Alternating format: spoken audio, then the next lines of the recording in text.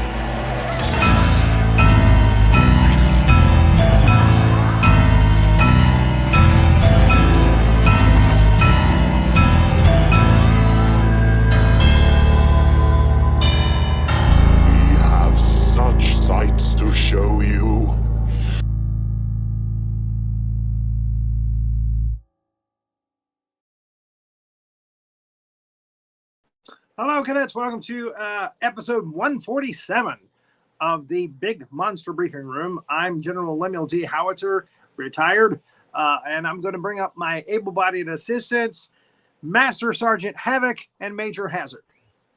Hello, hello. It's an honor to serve as always. Thank you, General. I actually got through your intro that time. I'm always ready to serve.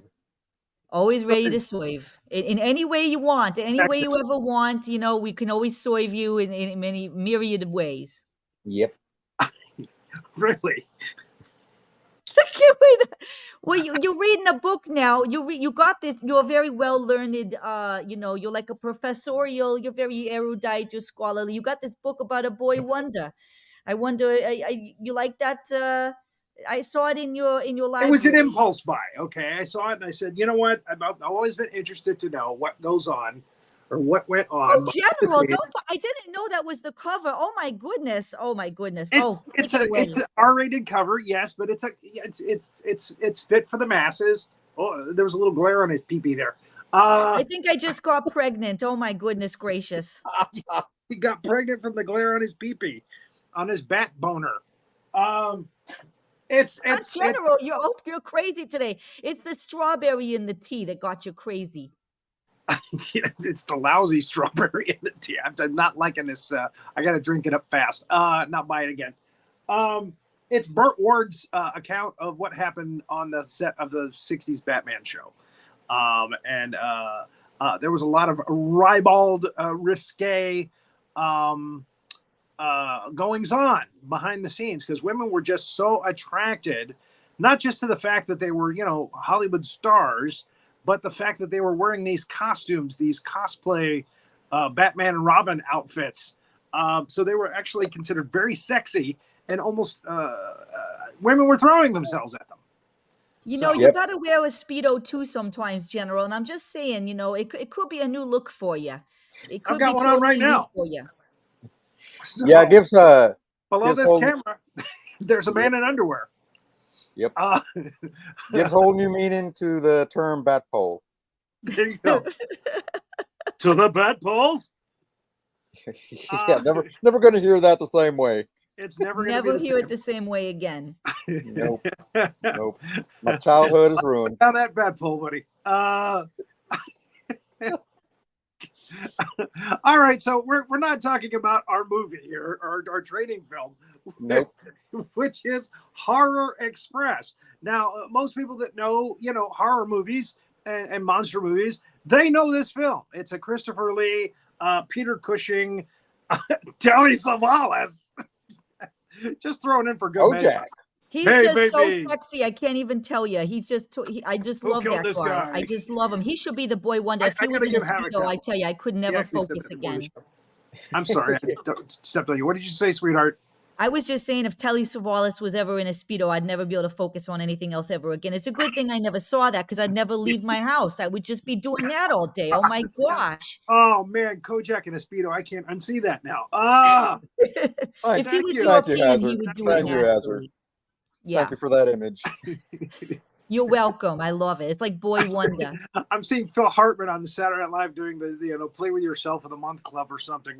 I can't remember what that sketch was. Yep. Oh my goodness. Anyway, This movie is just weird. It's creepy. It's weird. Filmed in Spain, I believe, because most of the actors, other than Peter Cushing and Christopher Lee, are Spanish. So it makes sense. So they're on a well. Actually, let's go ahead and start in China, where the thing starts out. Starts out in the Sichuan province in China. First we see the train, because that's what this whole thing takes place on the train, except for the first scene. Sichuan province, China, 1908. So this is 1908, just after the turn of the century, just before World War I. And you were saying that this came out before Moira on the Orient Express, right? This is Yes, we were talking before about that before the show. Yeah, there's kind of a feeling of Murder on the Orient Express, but this movie was filmed in 71, and that one was came out in 74. So they did it first. Horror Express did it first. Murders on the Orient Express, yes. But this isn't the Orient Express, is it? It's the Trans-Siberian. It's a Trans-Siberian Railroad. Railroad. Okay. Yep. It goes from Russia. See, the Orient Express, I know, goes to Turkey, right? Yep. Where does it start? I'm at a loss here.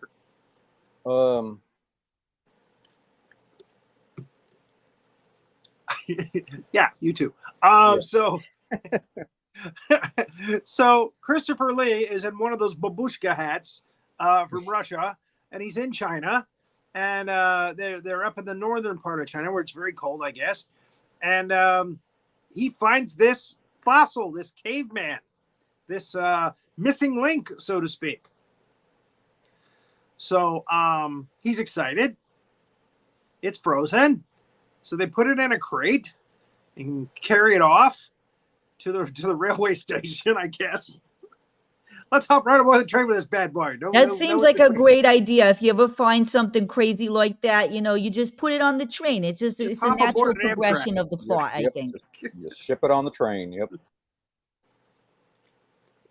Pay no attention to the snow that's melting underneath that crate. They hop aboard the Trans-Siberian train, which is going through northern China, I guess. And it's going to take him through Russia and I guess to England, which is where he goes. Sir Alexander Saxton. That's who Christopher Lee is playing.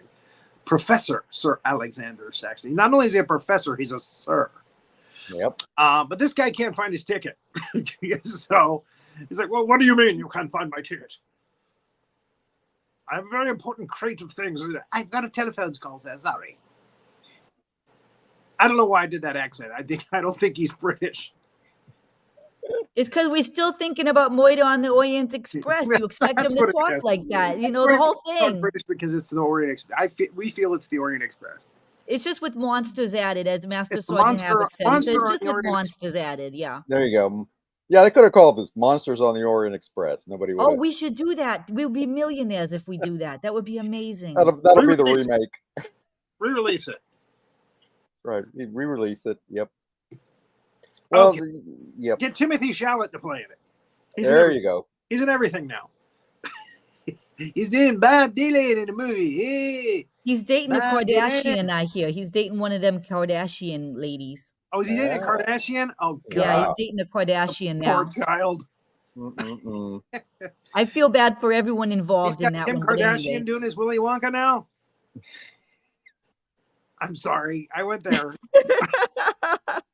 My goodness. I pee-pee jokes for our entire show. She's because I'm reading that book about Robin. She's checking out the Oompa Loompa. Let's I was gonna say something about Hugh Grant, and it's ironic that he was playing the Oompa Loompa, but anyway. Okay, so Christopher Lee, Peter Cushing shows up. He's Dr. Wells. He knows Professor Alexander Saxton. Okay, well, we're getting ahead of ourselves here. You got to the white eyes already. He doesn't really have I don't think he's got a train car, but he greases this guy's palm. And Christopher Lee was like, what do you mean you can't find my ticket? He is appalled. But that's what happened. He greased the guy's palm. The guy goes, oh, yes, here's your tickets. Yes, you have this car. And it's probably Christopher Lee's car, you know, because he's being mean. So anyway, outside, a famous thief who can pick locks really quick. He goes to that crate. He wonders what's inside. He goes to open it, and they find him dead. And his eyes are white. There's like no pigment in his eyes whatsoever. So back inside the office there, Christopher Lee decides he's going to screw up this guy's desk, shove everything off the desk. Do you know where my train car is now? Oh, yes, here it is, right here, sir. Again, I'm doing a British accent, but no, he speaks more like, I guess, Asian. Anyway, police come in. They want Sir Alexander Saxton out there by the crate because there's a dead body next to it now. Dr. Wells is like, oh, this is exciting. I think I'll tag along. A murder, you say? And it's part of Saxton's. Oh, good. I'm coming. I'll be right there. So outside, there is a crazy monk named Father Pujardov. Father Pujardov. He is played by Alberto de Mendoza.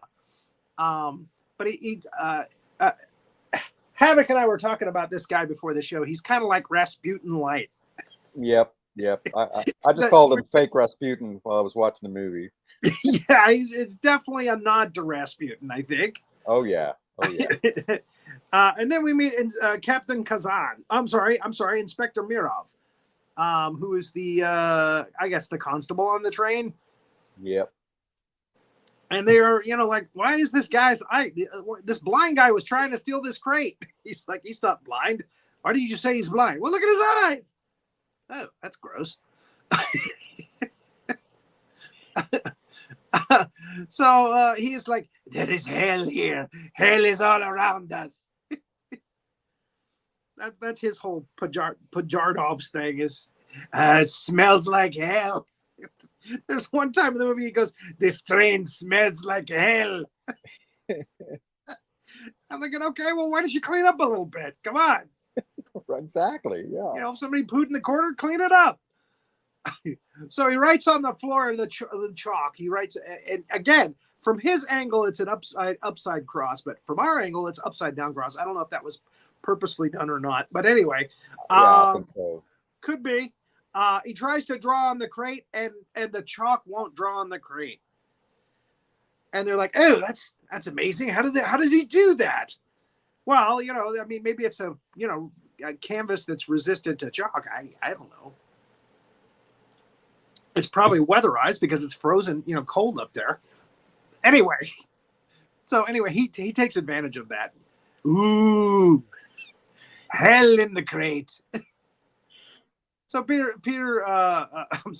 Professor Sir Alexander Saxton is like, can I have my crate put on the train, please, now? And he checks the fossil. The fossil's still there, still frozen, looking pretty. Yeah. I'm not going to say it yet. Not until it comes to life. I was waiting. I was going to say something. I said, no, trust the process, Millie. Just trust the process. Until it comes to life. Okay. Yeah. I trust you. So we were also talking about they used a real train for this. This is obviously a real train. Yeah. At the station. They also used miniatures, for like when it's going across the frozen tundra. Frozen tundra is probably a little model, thing on little train track. So we meet at this point Countess Irina Petrovsky. And she's got her little poodle, and her little poodle is going nuts. He does not like something that's in that baggage car. And I'm guessing, just a pure guess, just out of the blue, that she doesn't like what's in that damn crate behind Christopher Lee. Oh, no, probably Christopher Lee. He's creepy. Yeah. Sir Alexander Saxton is kind of a douchebag in this film, in the beginning of the film, the first half. He's very, very prim and proper, and I'm gonna call up my ass. Yeah. So okay, so that's a real train. We'll see if we can guess which time it's a real train, which time's a fake train. Like a little okay. That's a real one. Yeah, that's the real we'll make a train. game out of it. A lot of train shots in there. I mean, it's between like every scene they show a shot of the train, and they do the same thing in Murder on the Orient Express. So Peter Cushing, who we know now greases palms, he's very inquisitive about what's in that crate. He wants to know what's in the crate, so he gives a little something to the baggage guy there. Could you please tell me what's in there sometime soon? Okay. So we also meet a lovely young lady who's trying to dodge the conductor because she doesn't have a ticket. And we later find out in the film she's a spy, but she's very lovely. So she comes into Peter Cushing's Dr. Wells' car, and can I stay here for a moment while the conductor goes past? And she says the truth. She doesn't have a ticket, and he's enchanted. She's very lovely, and he's not with anybody in the cart right now. But Sir Alexander Saxton shows up. Oh, well, I see what this is going to be like. Great, wonderful. Great. We're having an orgy in the party in the car now. Yes. So it turns out that, yes, the ticket that he got from the guy in the office is the same car as Dr. Wells. He's in the upper berth. And Dr. Wells, I guess, is in the lower berth with the girl. Yes, I'll be down here with the girl. Yes, thank you.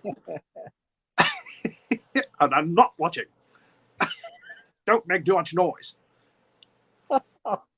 So, okay, I'm paraphrasing a bit. I do that. So the guy, the guy in the baggage car guy, he starts to, look at the lock and see if he can get into the crate to see what's inside for the money that he got from Dr. Wells, and then we see the creature's hand come out, and not only does the creature's hand come out, it reaches for like a little nail there, and it starts picking the lock. The creature from God knows how far back, the Peking man, whatever it is, the missing link, can pick locks.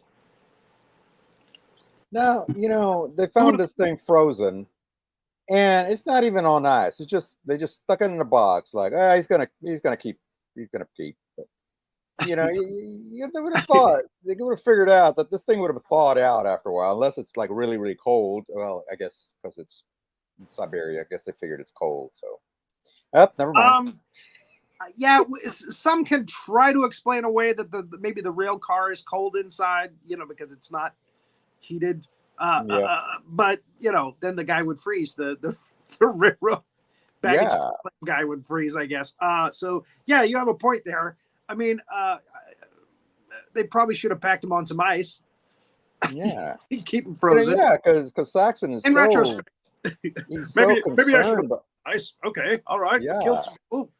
Yeah, he's so concerned about this fossil of his. Keeps calling it a fossil. Oh no, I don't want anybody looking at my fossil. And it doesn't even pack it in ice or nothing. He just sticks it in a box. Well, it had ice around it. Well, It was in a kind of a block of ice.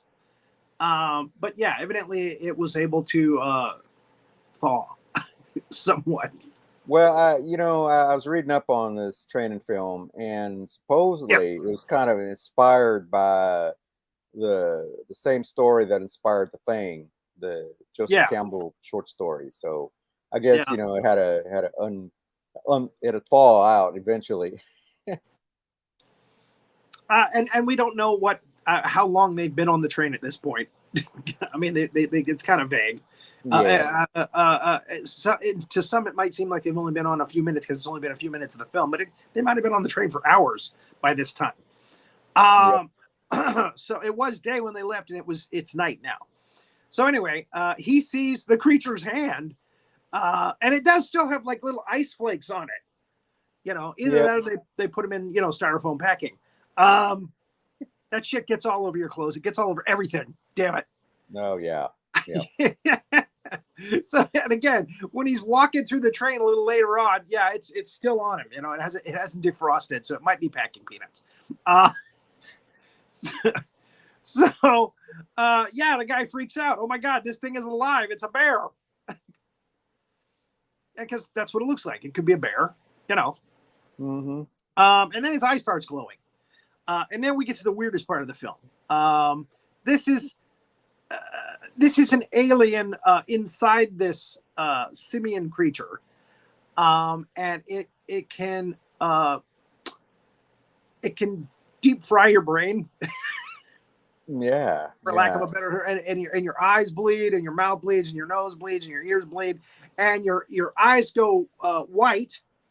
It takes out all the pigment in your eyes, and it makes your brain. It sucks out all the knowledge in your brain. That's how it was able to pick the lock. It sucked out all the knowledge from the criminal, and how to pick locks and stuff, everything. When it sucked his brain. And that's what it did with the baggage guy. It sucked his brain. So now he knows everything about baggage claim. Which, as a monster, that will come in handy. Yeah. So he's got a job waiting for him, There you go. Well, this guy's dead. Yeah, I'll take over for him. Now, Muffy, I don't know if that's really his name. He starts to freak out again. And Father Pajardov is trying to talk to the Countess and her husband, the Count. Which is, anyway, there's a kind of an age gap there. But again, when you're a rich Count, Yep. You're like Robin the Boy Wonder.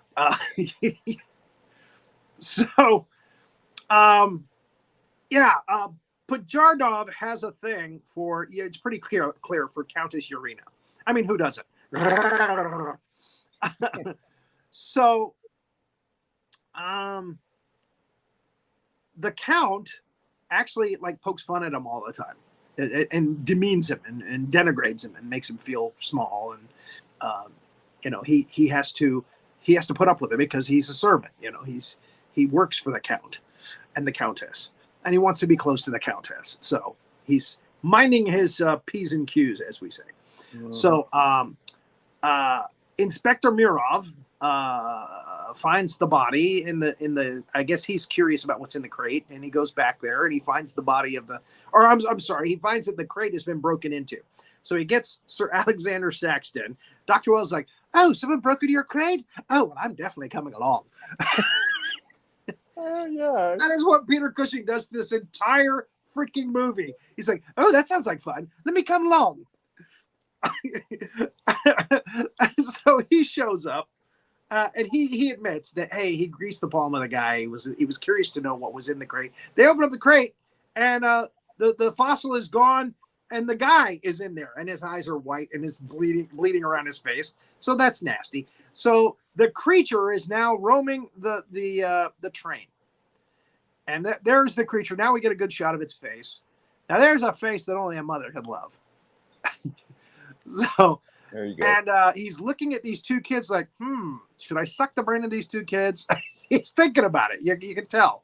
He's thinking about it. He's putting his hand close to their heads, and then a guard comes in. He goes, oh, no, I'll just suck this guard's brain. Learn how to shoot a gun.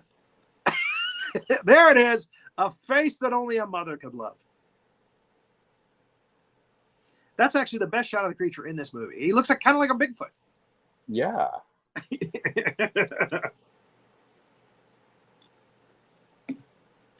So the other guard comes up and he sucked his brain real fast. I mean, he really sucked it out fast. So yeah, now he knows how to shoot. now he knows tactical guard applications. Good stuff. So now Dr. Wells is having dinner with Natasha, who we find out later is a spy. And he's kind of thinking about the guard and his eyes being white and everything and how creepy that was. And a guy comes. Oh, I don't have this guy's name down. I'm sorry. He's kind of a small character. He's not really that important. He plays chess. I know that. And he knows Professor Saxton. And I don't know. He's just kind of he's a guy that's there, and he moves the plot forward a couple of times in the script. So anyway, he recognizes her, but she's like, "No, I don't think so." He knows she's a spy, and he turns dime on her a little later on in the film. The waiter comes with their fish, and Peter Cushing looks down at the fish, and the eyes are white. So that's dinner. I'm not going to be eating that. Yeah. But he goes, the eyes are white. Why are the eyes white? And the little guy, the redheaded guy, that's what I'll call him throughout the film. He says, well, they steamed it. And when you steam it, it loses all of its pigment. So he goes, interesting. So now we're gonna know in a little bit that was in play when the thing sucked out the brain, and there was a heat thing going on. It steams your brain, sucks out all the knowledge of your brain. But it has to be dark. We don't know this yet. That's a twist a little later on. It has to be dark for him to do it. He can't do it in the light. He doesn't have any power in the daylight or in the light. Kind of like a vampire. Yeah. So yeah. So that's kind of his weakness. If you come in with a light, he can't do his trick, his thing. All right. So Miss Bennett, who is with Peter Cushing's character, Dr. Wells, and she looks a little bit like she could be like a sister of the woman from the Poltergeist movie. Yeah. This train car is clear. She's a little woman. She's like a little Dr. Ruth, but she's American. So he says, let's do an autopsy on the guy in the. That's what Mirov wants. He wants them to do an autopsy to find out what killed him. The guy from the baggage claim. So while that is going on, we passed a slide and I missed it. I can't remember. It was something to do with the Countess. Oh yeah, she's having dinner with she's having dinner with Sir Alexander Saxton. Yeah, she's flirting with Saxton there. Yeah, I think she's interested in Saxton. Not sure why, because he's kind of a douche, but and he's even a douche to her. That's what kills me. She's the Countess and she's gorgeous. But he's like, well, no, never mind. I don't want to tell you. So anyway, they do the autopsy, and the guy's brain, they saw off the top of his head, and the guy's brain is smooth like a baby's butt. Smooth like a baby's bottom. There are no ridges in the brain, which means he has no knowledge or anything in his brain whatsoever. Now, Natasha, she is there because the Count and Countess have got some expensive jewelry and stuff that they brought with them, and she's going to go to the safe, crack the safe, get in there, and get the jewelry. And there's some a precious, strong metal that he has come up with, and she wants to steal that so she can take it back to Russia, and they can examine it and find out what's in it. It's the hardest metal ever. And he's got the Count says he's got it up in his brain. Wonder what that means, huh? The alien's gonna try to suck his brain to find out what the metal is. So anyway, obviously she meets up with the creature. He's back there in the baggage car now again. He feels safe there, territorial. And he sucks out her brain. Monster sucking out cute women's brains. Ain't that just like a man?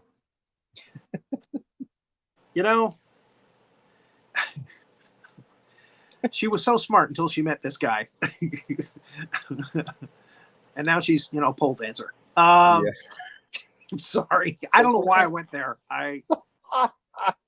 Peter Cushing goes looking for her. Dr. Wells, I should say. And the monster's like, oh, good. I'll get to suck his brain too. I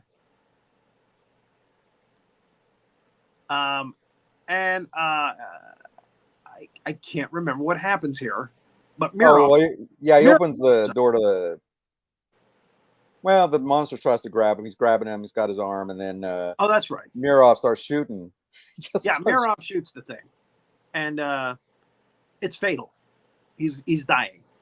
So the creature looks at Mirov, and there he is, and his eyes glowing. He's in the dark, and instead of sucking Mirov's brain, which makes no sense because he's dying, It's the reverse. He actually puts himself into Mirov's body, the monster. So he has changed. He can change bodies. He's like a body thief. You ever read that Anne Rice story, The Tale of the Body Thief? He's kind of like that. Yeah, okay. He can move from body to body. So he's probably lived for thousands of years. And the creature dies right there next to Natasha. So, yeah, Mirov passes out, kind of. Oh, that's it. Mirov's passed out, so they go to him to help him. I'm not sure why the Count is there, but anyway. That's Wells right there. Oh, is that Peter Cushing? Yeah. God, it looks like the Count. I don't know why, but looks like he's got a beard there. Anyway. No, it's just his collar. Okay. So, yeah, they're helping him up, and they help him to his room, and neither one of them realizes that he has a wolf-like monster claw now. Somehow he's gotten his hand into his pocket before they take him back to his room. Or maybe they did notice and they're like, ooh, he should really do something about that. It was funny. When we took Mirov to his room, he had a monster claw. I wonder what that meant. So anyway, he wakes up and he's the monster now, and of all people watching over him, it's Peter Cushing. It's Professor Alexander Saxton, the grumpiest one of the bunch. So anyway, he tells him that the Count and the Countess, they were trying to rip them off, and Mirov goes to them to find out what it was that was important that she wanted to get from the safe. And they tell him the jewels and this metal, this very indestructible metal. And he's thinking, ooh, I can make a spaceship. Yeah, really? I gotta suck your brain.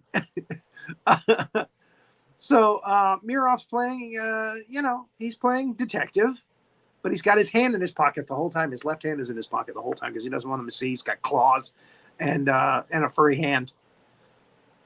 So now they get the idea to take the eye fluid from the guy, and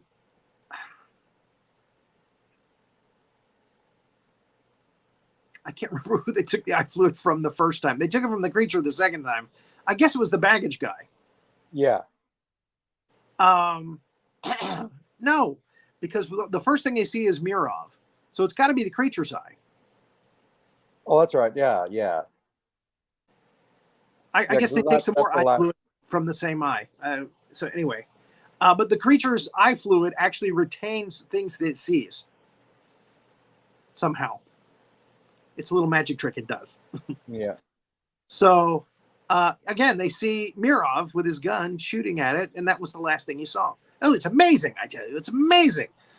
They're looking at a picture of Mirov in their microscope. And there's Miss Bennett. So it's Miss Bennett, it's Peter Cushing, and Dr. Wells, and Alexander Saxton. Sir Alexander Saxton. So they're the three that know this now. Okay, so I'm going to cut to the chase here. So there's Mirov. So I'm going to cut to the chase here. They get some more spinal fluid, and they look at it in the microscope, and they see dinosaurs and pterodactyls and things that this creature saw, when it was alive, when it was not frozen. And then they see a picture of the Earth from space. And how they know that's what it is, I don't know, because nobody knew what the Earth looked like until the 60s. It's a good guess, I guess. So, yeah, there's a dinosaur, Brontosaurus. It's a Brontosaurus. How do you know that? It's 1908. How the hell do you know that? Why, it's the Earth from outer space. How the hell do you know that? Damn it, man. Stop it. Yeah. Because I was on the Death Star, you fool.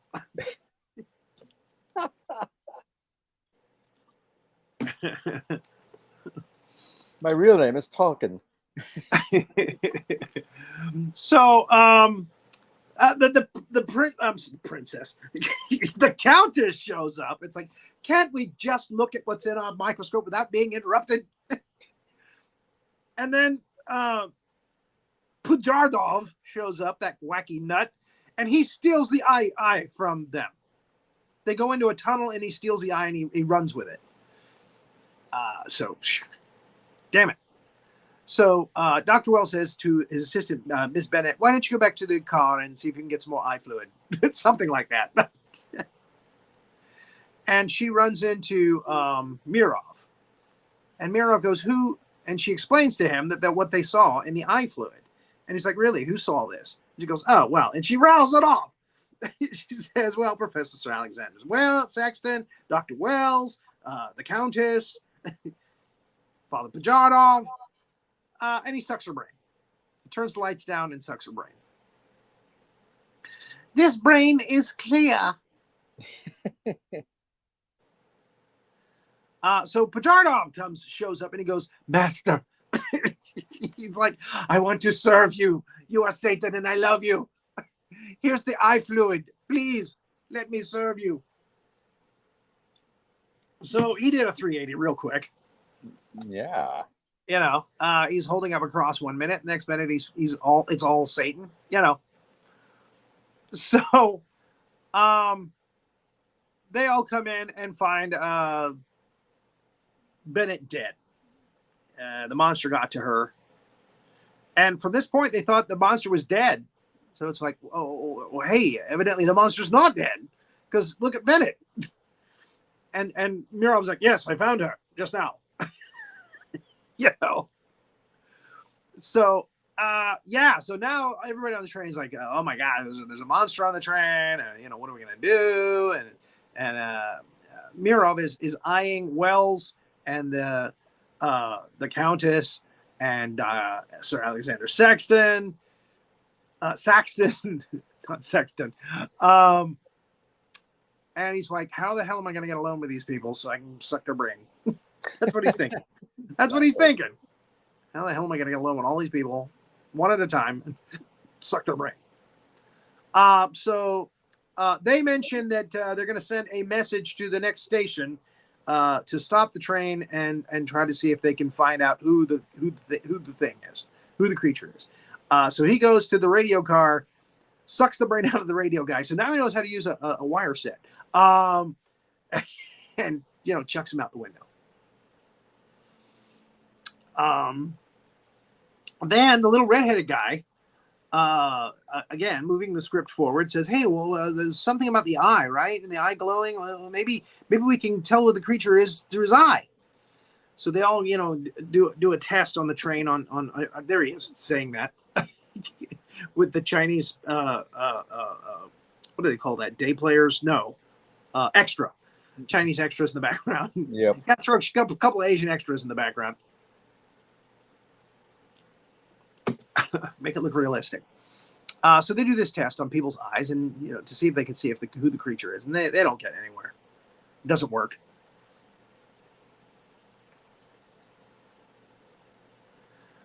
So Christopher Lee goes to the office there where the message was supposed to be sent to the station. Realizes the creature got to the guy, jumped out the window, and didn't send the message. So Christopher Lee sends the message. Saxton sends the message. And the message goes to the station. And who's at the station but Telly Savalas? Captain Kazan. He's with a hooker. And he's actually very denigrating to the people that work there at the station. And he's also a smart ass. And he's like, I'm going to get aboard that train and we're going to find out what this thing is. Baby. So Mirov goes to the redhead guy's because he thinks he knows too much. Goes to the redhead guy's compartment, stateroom, whatever. His car room, whatever. Yep. And the Countess is there taking a nap. And I'm not sure why he didn't suck wait a her minute. brain. Is that the count? That's not the countess. I think that's It's another not the woman. Countess? Yeah, Somebody it's else? just some other woman. Yeah. Oh, okay. Well, that would make sense then, because I was like, why didn't he suck the Countess's brain when he had the chance right there and then? She's asleep. No, because the countess has her own private car. All right. So I'm not sure who this woman is, but evidently she's with the red-headed guy, and Yeah. she's asleep. So he does the brain suck thing while she's asleep. She doesn't wake up. Guy's thrashing all about losing his mind. Deep sleeper. She doesn't wake up. You see, because she got roofied before. No, sorry. We like to bust on Bill Cosby on this show. This show's not for kids, by the way, folks. Never has. Right. Nope. Never has been. Okay, a lot of adult humor. So, all right. So now he's alone with Christopher Lee, with Sir Alexander Saxton. I got to stop doing that. And he could be sucking his brain right now. But instead, he's asking him questions. What about this? And what about this? And of course, it gives time for Dr. Wells to come in. So now he can't suck his brain because Dr. Wells is there. And I don't know. He could probably suck two brains at the same time, but that makes sense. Well, But he does have a gun. Yeah. So that would be a deterrent. And he's pointing it at him. So they question the woman. She says, "I'm sorry, I was asleep. I don't know what happened. Maybe you did it." So there he is. Another wide-eyed corpse. Too many people are dying on this train, Mirov. So Mirov is talking to the Count. I don't know if there's anybody else in the room, but he could be sucking his brain right now, and he's not doing it. That looks like it could be a real car.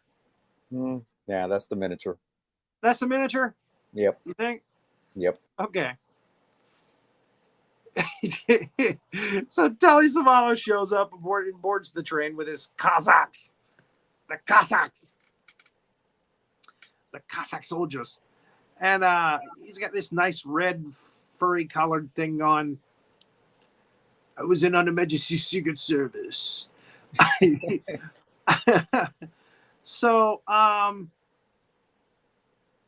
as he is talking to the people, Christopher Lee realizes, well, wait a minute. If I turn the lights down, this creature, maybe his eyes will start glowing. Maybe that's the thing we've been missing. And so he does it. He turns the lights down, and Mirov's eyes start glowing, which freaks everybody out. So very smart on Saxton's part. And then the guy just goes ahead and shows his wolf hand. His gnarly wolf beast hand. There's no sense in hiding it anymore.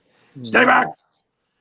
So he scratches a couple of people, and he starts to leave. And Captain Kazan throws a sword into his back, and not only that, he shoots him. He pulls his gun and shoots the guy several times in the back. He's not messing around. Yep. There you go. So,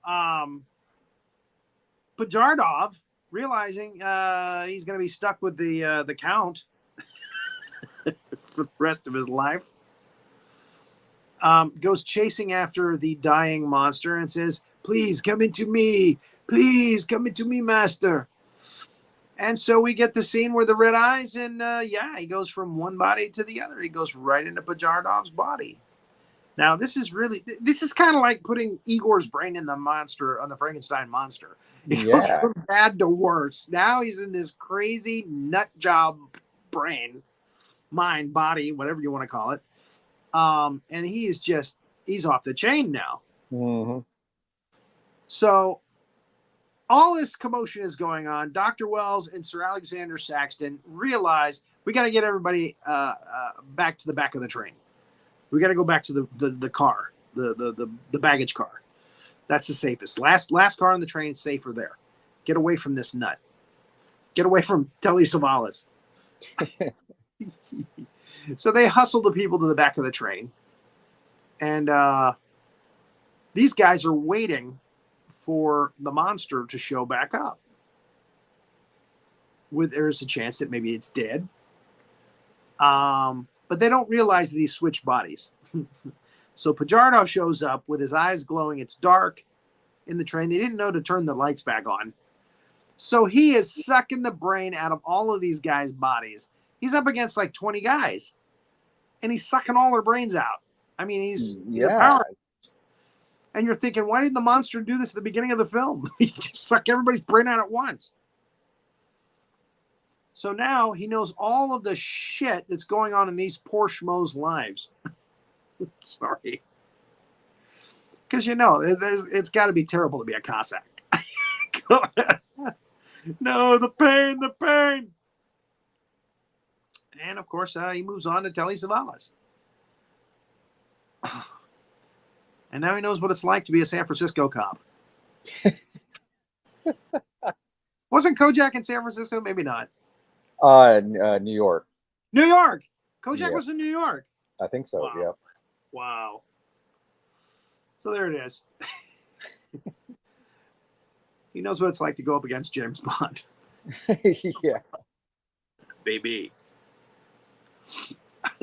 So okay, they make it to the last car, and Pajardov shows up in the Count and Countess's room, and there are lights on, so his eyes aren't glowing, and he explains, hey, I really loved you to the Countess, not you, Count. and he's like, and you treated me like a dog. So he sucks the Count's brain out in front of the Countess because he wants that formula for the metal. He wants to make a spaceship and get the freaking hell off this rock. Stupid people. Yeah. So yeah, he does have to turn the light off to do that, by the way, which is kind of creepy. The last couple times he does that, when he goes to turn the light down, you know what's going to happen. So it makes it a little more creepy. Mm-hmm. So yeah, he's got the Count's brain now in there. You would think that with all the brains that he just sucked in, that his head would be like a Jiffy Pop. Now they spent all the budget on the eyes. So that would have been fun. Watch his brain just swell. Yeah, every time he just sucks in a new brain. Oh my God, I just wasted some of my brain on this Cossack. On these 20 Cossacks. Nothing I got from them. And now my head's the size of a balloon. Just a lot of recipes for goulash. So let's move on to the next slide. We've been on this one for like 5 minutes. She's not moving. Is there something about this slide that you'd like, Hazzard? I'm pleading the fifth right now. I got nothing to say. Starting to worry that her brain got sucked out. Is the monk attractive to you? I don't want to talk about it. I'm still thinking about Telly Savalas and his Speedos under that jacket and everything. Pretty exciting, I'll tell you that. All right. So in pops Saxton. Here I come to save the day. And he's got a light. He's got like a bright light. Bright light. And he gets the Countess out of there. He saves the Countess. I guess he liked her after all. So, unfortunately, what they don't know is that this creature, can now reanimate all of the bodies of these brainless zombies now that he's made, which he does. Now, what would have really been cool is if he had done the baggage car guy who's still lying in the baggage car with all the victims, all the people on the train. They'd have to kill that guy. Again, take his head off, whatever. But they didn't do that. They didn't go there. Yeah. So Christopher well, maybe Lee, it's just short range. Saxton, maybe Saxton now has to get the Countess through the room with Telly Savalas and his men, and there are all these blind zombies. They are blind though, which they can't see, but they can hear you and they can come after you. That's the toy. That's not the real train. Yep. So they fight their way through, and miraculously manage to get away from these bloody, white-eyed zombies. And they make it back to the back car, where Peter Cushing is waiting, Dr. Wells. And Dr. Wells is trying to figure out how to disconnect the train car. Excuse me, just a little strawberry peach tea there. How to disconnect the train car from the train, so they can roll away from the train and the train can roll off to oblivion. What they don't know is that, yeah, they're going to change the tracks and destroy the train. Not sure why they go that route. Here is he's making the decision to destroy the train. There's a monster on the train? Well, we're going to destroy that train then. They could have just shot up the train, gassed the train, Nope. gone in there to try to get the monster. It's one little monster, right? But anyway, they decided to destroy the train by sending it off a cliff. Yeah. We have a track that goes right off a cliff. That was a conscious decision. And why did fake Rasputin wind up driving the train? That's the first thing the monster wants to do. I know how to drive a train now. I want to do that before I die. Yeah. I want to be an engineer. Woo woo. I kind of thought that was kind of strange too, that would be his next move, not to get the people, but to actually go to the front of the train and start driving it. Yeah. So he sucks the brain of the conductor out, and the next thing you see, yeah, he's driving the train. I'm the conductor now, baby. Yeah. Or I'm the engineer. I'm the engineer now. So there's the cliff. They actually made a decision to put the tracks to go right to the edge of that cliff in case they want to get rid of a train. Yeah. There he is. Well, maybe they were going to build a bridge later, but riding the train. Yeah, okay, all right, that makes sense. Thank you, because I would obsess and I would lose sleep over that, wondering why the hell. Well, there you go. We just haven't built the bridge yet. The bridge from Russia to Nova Scotia or whatever. That's it. Yep. So they managed to uncouple the car so that it pulls free from the zombies. And here's an interesting decision by the director. Kind of like, when you see your death coming, your life flashes before your eyes. He goes back to when he was a simian in ice. There's a quick flash of when he was frozen in the ice, because he was probably frozen for thousands of years. I guess that's most of his life right there. Yeah. Gah! And he actually puts his hand up. Gah! And he did not get the monster hand, by the way. When Mirov switched to Pujardov, he didn't get the monster hand. Yeah. I wonder about that. I mean, it happened before. Why not again? He didn't get the monster hand. But anyway, because there he is with his hand right up in front of his face. Ah! It's a cliff. Why did they put the tracks up to the cliff? And his former self as a frozen simian is like, yeah, why? And off she goes over the side as Saxton and the Countess and Wells look on. And it starts to blow up because trains are very explosive and flammable. Usually when they derail, they explode. in movies. Yep. Again, as far as I know, there's no gasoline in that train. But man, when it hit the ground, Yeah. a lot of fire and smoke. See, when a car goes over a cliff, okay, there's a gas tank full of gas. I get it. But this is a 1908 train. It runs on wood and coal. Well, that's peculiar. So, let's go back to that last slide. They saved the Jewish passengers that were on their way to Auschwitz too. Oh man, you went there. I did. Sorry. Oh. There had to be a happy ending. Come on. Oh, you look at that train burning, eh? We haven't seen any of these people this entire movie. What are these? How did these people get aboard? Exactly. It's just a shot. It's like they took a shot from another movie. Hey, look down there.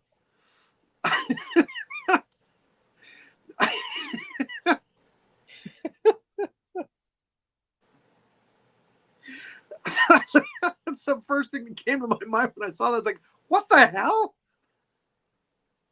It's from a Nazi Germany movie or something. Are we there yet? I want to take a nice shower. So there it is. And for no real reason, again, this is 1908. They show the Earth from the space. The other aliens are like, shit, our brother just died on that train. We're not going there. And it pans out. Ouch, ouch, in the 1970s music. Ouch, ouch.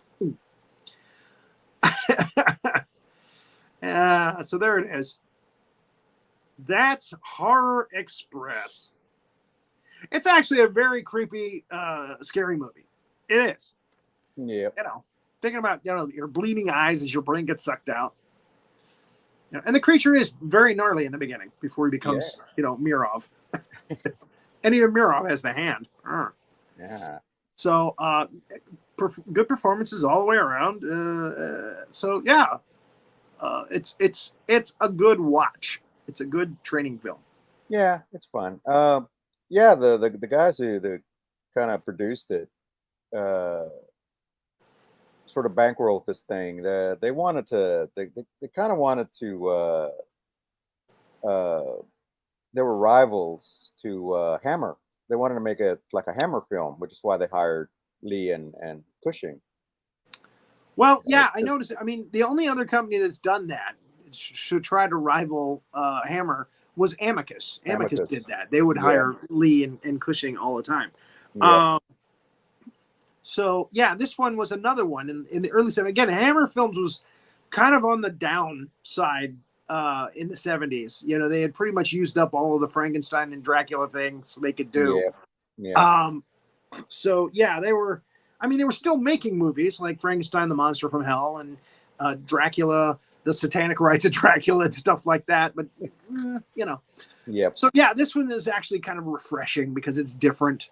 And again, it's got Christopher Lee and it's got Peter Cushing. Yeah. And the character actors in this are they're good. really decent. Yeah.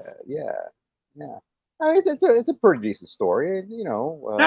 There's a few plot things that you kind of go, yeah, all right. But yes, for the most part, yeah, it goes along. There's some, the whole autopsy thing and the thing with the eyes and figuring that all out. It's yeah. So. Yep. It was an alien. So Thursday we're gonna do Mothra. Episode 148. And that should be interesting. Even though Mothra doesn't go up until like halfway through the movie. I always look forward to the Mothra. Mothra's got a heart of gold. Everybody loves Mothra, so I'm ready for it. I'm there for it. Mothra later became like the symbol of sacrifice, but in this one, man, It's just like, give me those two little bitches, or I'm gonna tear this fucking place up. Yeah.